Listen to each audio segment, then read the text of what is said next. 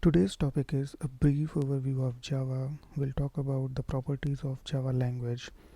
Java is actually a very popular, well-known programming language. It's a high-level language. Although the code is a bit verbose, it means we need to write more lines of code to do something, but it's still pretty simple. So if we talk about the main properties of Java language, so the first one is Vora, which is write once, run anywhere. What it means is you write a program once, you compile it once, and once you have the compiled version you can run it anywhere. And that's where comes the second point, which is platform independent. Because it is platform independent, it means it doesn't matter where you compile the code, you can run the same compiled code on a Windows machine, on a Linux machine. So that's why we say it can be run anywhere, and it's a platform independent language. And similarly, the point third, portable, it means, let's say, I wrote a program on a Windows machine, I compiled it on the Windows machine.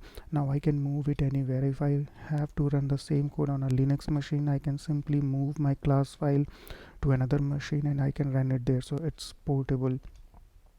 Object oriented model, so it's basically the category of object oriented programming. Similarly, there is another category, let's say functional programming. So the benefit of object oriented model is some problems, it depends on the use case basically, but some problems are easier to solve in object oriented model. So it's easy to model the problem, to model the types if we are following object oriented model.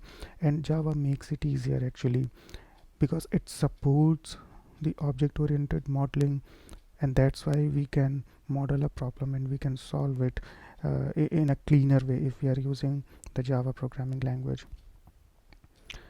Next point is concurrency support.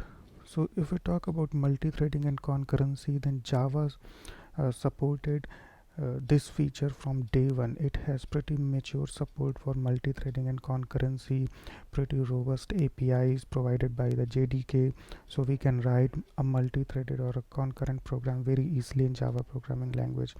And I think most important and one of the famous reasons of using Java is the memory management, because in the early days memory used to be a handling the memory used to be a problem, especially in C and C++.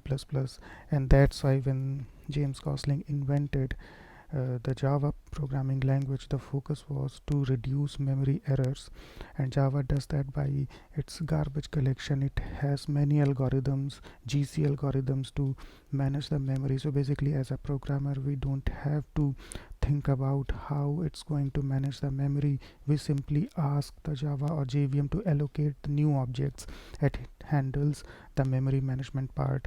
So let's say if there are objects no longer needed, then garbage collection, the process of garbage collection will collect the memory not in use anymore, and the same memory will be reclaimed and will be used to create or allocate new objects.